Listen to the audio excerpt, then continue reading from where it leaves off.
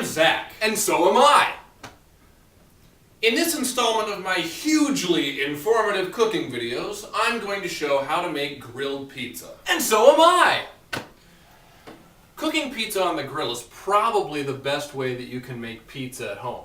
It's kind of an amusing way to cook pizza, and it also happens to be delicious. Now in this video, I'm not going to focus on specific recipes. Instead, I'm going to show you the basic method for making grilled pizza. And so am I.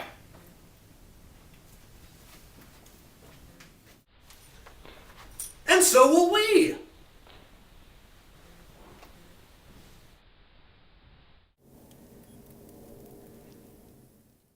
The dough is hugely important here, and making it yourself will be the best bet, but finding a recipe for it is going to be up to you.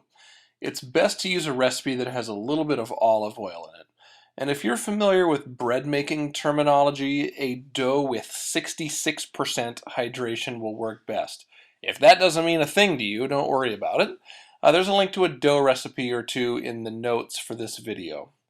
Some grocery stores sell bags of fresh pizza dough, and that would work fine.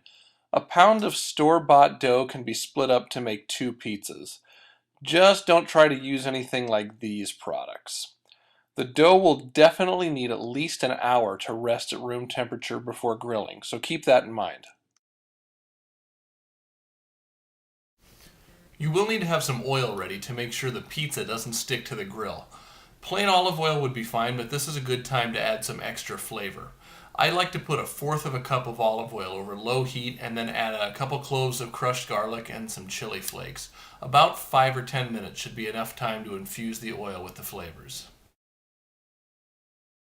If you can find a refrigerated pizza sauce at the store, that would work a lot better than something out of a jar.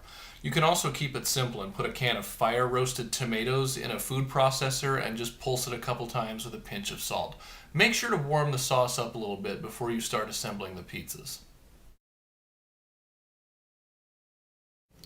I know the dernier cri for pizza is using slices of fresh mozzarella, but that's not going to work well on the grill. The hardest thing is to get the cheese to melt before the bottom of the pizza burns. Low moisture whole milk mozzarella is your best bet.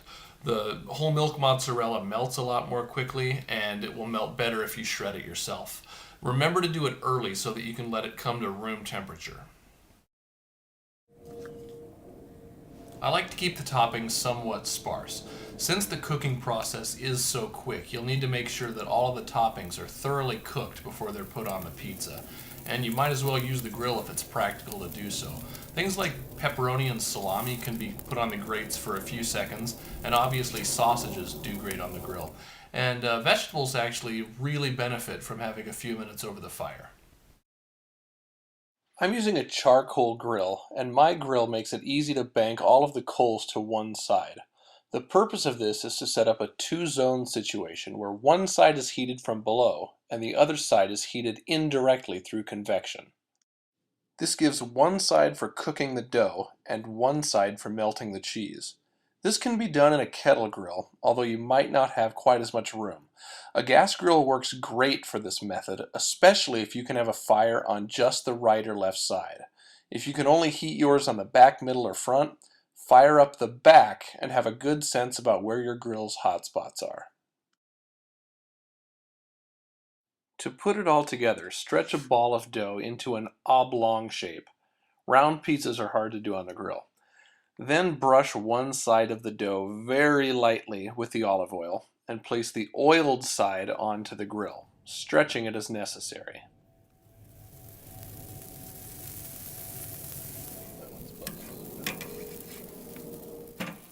It should start to bubble up pretty quickly, and after 10 or 15 seconds, rotate the dough to give it some nice grill marks. After another 20 seconds or so, it should be ready to come back off. Brush the top side with oil and then flip it over. Do not forget the oil. I made that mistake once and the result was not pretty.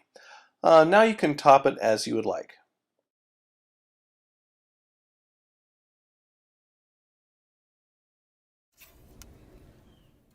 Put it back onto the hot side for long enough to get a little bit of color on the bottom, and then shift it over to the other side of the grill. Put the cover down for a minute or two to melt the cheese. If your grill makes it difficult to melt the cheese before the crust burns, you can take the pizza inside and put it under the broiler for a couple of minutes until the cheese melts. No one's going to complain. Since this is kind of an artsy-fartsy way to make pizza, an artsy-fartsy collection of toppings works pretty well. Here's my favorite.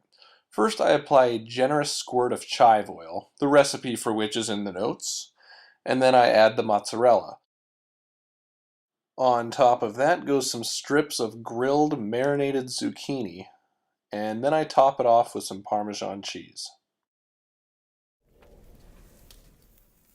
And after it's done cooking, I like to put on a little more of that delicious chive oil. When it's time to cut these bad boys, I recommend going for a rectangular cut since, well, these pizzas aren't round. So that's it. Now go find a dough recipe, get some ingredients together, give this a try.